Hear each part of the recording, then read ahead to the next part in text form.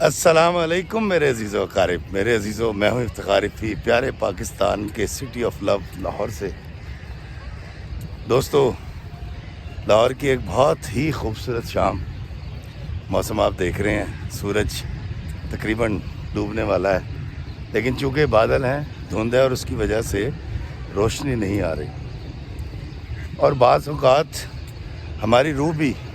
اس روشنی سے منور نہیں ہو پاتی۔ روشنی کا وہ سلسلہ جو ہمارے ضمیر کو جوڑتا ہے، جگاتا ہے، وہ کبھی کبھی رک جاتا ہے۔ بشر ہے، اس کے اندر اگر رحمان رہتا ہے تو شیطان بھی اسی جسم میں رہتا ہے، اور ہم کب ابلیس کی باتوں میں آ جاتے ہیں، نفس کی باتوں میں آ جاتے ہیں، اور ہمیں پتہ بھی نہیں چلتا، اور ہم سے ایک ایسی اخلاقی غلطی سرزد ہو جاتی ہے جس کا جب آپ کو پتہ چلتا ہے، احساس ہوتا ہے، تو آپ ملال کا شکار ہوتے ہیں اور آپ کو بہت افسوس ہوتا ہے۔ آج میں اسی طرح کی ایک غلطی کا اعتراف آپ کے سامنے کروں گا، اور وہ یہ ہے کہ میرے ڈیڈی بہت عرصے سے صاحب فراش ہیں، بستر پر زیادہ ان کا وقت گزرتا ہے، اور ان کی چوکلے کی ہڈی ٹوٹی ہوئی ہے، تو وہ واکر سے چلتے تھے۔ تو تقریباً 10-15 سال پہلے کی بات ہے۔ ابا جی کی روٹین یہ ہوا کرتی تھی رات کو کہ ابا جی یورن پاس کر کے ایک بوتل میں، سردیوں کی یکبستہ راتوں میں وہ بوتل ہاتھ میں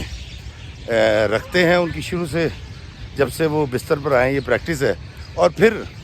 امی کو جگانا مناسب نہیں سمجھتے، جو ان کے کمرے میں ان کے ساتھ والے بیڈ پہ سوتی ہیں، تو وہ کرتے ہی ہیں کہ وہ کسی کو تکلیف نہ ہو، تو انتظار کرتے ہیں، جاگتے رہتے ہیں کہ کوئی بیٹا، ہم 5 بھائی ہیں، کوئی آئے گا، باہر کوئی دستک ہوگی، کھڑاک ہوگا، تو وہ آواز دیتے ہیں۔ تو جو بھی بچہ ہوتا ہے وہ جاتا ہے، اور وہ اس کو وہ یورن بیگ دے دیتے ہیں، اور وہ خالی کر کے ان کو واپس کر دیتا ہے۔ تو ایک رات، سردیوں کی رات تھی، اسی طرح کی سردیاں تھیں، بڑی سخت اور شدید دھند تھی۔ میں دوستوں میں سے فارغ ہو کے، یا شاید شوٹنگ پہ سے، مجھے یاد نہیں ہے، میں گھر پہنچا تھا، تو دروازہ کھلنے کی جب آواز آئی تو ابا جی نے آواز دی مجھے، اپو۔ میرے مرشد، میرے والد مجھے پیار سے اپو کہتے ہیں، تو انہوں نے آواز دی، اپو۔ میں نے آواز سن لی، اور میں سمجھ گیا کہ ابا جی یورن بیگ مجھے خالی کرنے کو کہیں گے۔ اب شدید سردی میں نے یہ سوچا کہ اگر میں نہیں جاتا تو میرا کوئی اور بھائی، ہم 4 بھائی اور ہیں، وہ آئے گا اور ان کا یورن بیگ خالی کر کے دھو کے ان کو دے دے گا۔ اور اس نیت سے کہ میرے ابا کو تو پتہ ہی نہیں میں نے ان کی آواز سنی ہے، میں اوپر کمرے میں چلا گیا، اور کمرے میں جا کر میں بیٹھا بستر میں، گرم بستر میں، اور میں نے اپنی بیگم سے کہا کہ مجھے آپ جلدی سے گرم روٹی اور چائے دیں۔ وہ کچن میں چلی گئی۔ رات کو 2:30-3 بجے کا ٹائم تھا۔ تو ایک دم سے میرے ذہن میں خیال آیا کہ افتخار رفیع، تیرے ابا کو تو نہیں پتہ کہ تو نے ان کی آواز سن لی ہے، وہ اب یقیناً تیرے کسی اور بھائی کا یا گھر کے کسی اور فرد کا انتظار کریں گے، لیکن اللہ کے بندے، اس اللہ کو تو پتہ ہے کہ تو نے اپنے باپ کی آواز سنی تھی، جس نے تجھے پالا پوسا، جوان کیا، تیری فیسیں بھری، تیرے کپڑے، تیری بیماری پر پیسے لگائے، تجھے اپنی گودوں میں کھلایا، پیار کی چھتر چھایا میں رکھا۔ اس اللہ کو پتہ ہے کہ تو نے اپنے باپ کی آواز سن لی ہے، اور وہ بیچارہ جانے کب سے ہاتھ میں یورن بیگ لے کر بیٹھا ہوا ہے کہ کوئی بچہ آئے اور اس یورن بیگ کو خالی کر دے اور دھو کر ان کو واپس دے دے، اور پھر وہ آرام سے اگلا پیشاب آنے تک سوتے رہیں، آرام کریں۔ دوستو، میرے دل میں اپنے باپ کا بڑا ادب موجود تھا اس وقت، لیکن کوئی ایسی بات نہیں تھی، جانے کیوں میں اس دن کوتاہی کر گیا۔ میرا نفس مجھے کہہ رہا تھا کہ یار سردی ہے، تو ہاتھ یورن بیگ دھوئے گا، پھر تو ہاتھ دھوئے گا، پھر تو اوپر جائے گا، سردی کا ہے وقت، تو کوئی اور بہن بھائی اٹھ جائے گا تو وہ یہ کام کر دے گا۔ یہ نیکی جو میں چھوڑ کر اوپر چلا گیا تھا، میرا نفس مجھے دلیلیں دے رہا تھا کوئی ایسی بات نہیں ہے، لیکن دوستو یہ بہت بڑی بددیانتی تھی اس باپ کے ساتھ جس نے مجھے پیار محبت سے پالا تھا، جو میرا بڑا اچھا دوست ہے، جو مجھے اپنی آنکھوں سے اس لاہور کو پھر اس پاکستان کو دکھاتا رہا،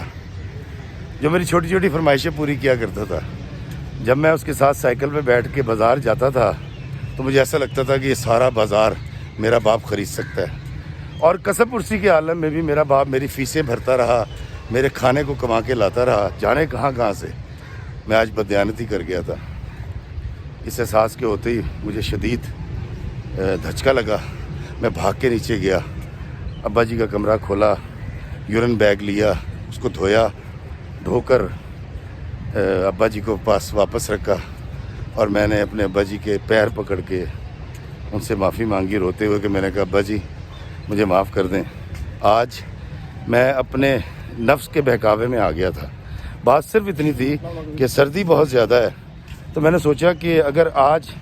آپ کی یہ والی خدمت، یہ والی نیکی میں نہیں کروں گا تو میرا کوئی اور بہن بھائی کر دے گا، تو آپ مجھے معاف کر دیجئے۔ میرے ابا نے مجھے کہا کہ بیٹا کوئی بات نہیں، پھر کیا ہوا، اس میں کیسی کون سی بات ہے، اللہ تیرا بھلا کرے، پھر کیا ہو گیا۔ میں کہا نہیں ابا جی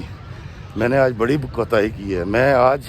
اپنے ہاتھ سے اپنی شاید جنت گنوانے لگا تھا۔ تو میرے باپ نے مجھے گلے لگایا، میرا ماتھا چوما، مجھے کہنا کہ کاکا تیری مشق بھری رہے گی، تو نے اپنی خود احتسابی کے عمل سے گزرا ہے، تو نے نفس کو شٹ اپ کہنا سیکھ لیا ہے، تو نے نفس کی نفی کا عمل شروع کر دیا ہے، تجھے بڑے بھاگ لگیں گے۔ دوستو میرے زندگی میں جتنی کامیابی ہیں یہ ساری میرے ماں باپ کے پیروں کے صدقے ہیں، انہی کی دعاؤں کا نتیجہ ہے۔ لیکن آپ یقین کیجئے کہ وہ ایک لمحہ جو گزر گیا، اور شکر ہے میں نے اس نیکی کو ضائع ہونے سے پہلے کما بھی لیا، لیکن جب بھی وہ وقت یاد آتا ہے تو بڑی تکلیف میں چلا جاتا ہوں، اور زیادہ الرٹ اور چاقو چوبند ہو جاتا ہوں اپنے نفس کی آواز کو سننے کے لیے کہ یہ میرے اندر سے اٹھنے والی آواز رحمان کی ہے یا شیطان کی ہے۔ دوستو اس طرح کے کمزور لمحے بشر کی زندگی میں آتے رہیں گے، اور اگر ہم اس پہ کان دھر کے افتخار فی کی طرح اوپر چلے گئے اور جا کر سو گئے اپنے کمرے میں، تو وہ نیکی تو جائے گی، ہاتھ سے جنت بھی چلی جائے گی۔ وہ ماں باپ جو مجھے کال کر کے یہ بتاتے ہیں کہ ان کے بچے بڑے ناہنجار ہیں اور ان کی عزت نہیں کرتے یا ان کی حکم عدولی کرتے ہیں، نافرمانی کرتے ہیں، ان سب کے لیے میں آج گزارش کروں گا کہ آپ کو زندہ پیر میسر ہے، جنت کمانی ہے تو کما لو۔ وہ لوگ جو ان ہستیوں کو پائیں اور جنت میں نہ جائیں، ان سے بڑا بدبخت کوئی نہیں ہوتا۔ اللہ تعالیٰ مجھے نفس کی آواز نہ سننے کی، رحمان کی آواز سننے کی، اور اپنے ماں باپ کی عزت اور توقیر کرنے کی اور اپنا فرض نبھانے کی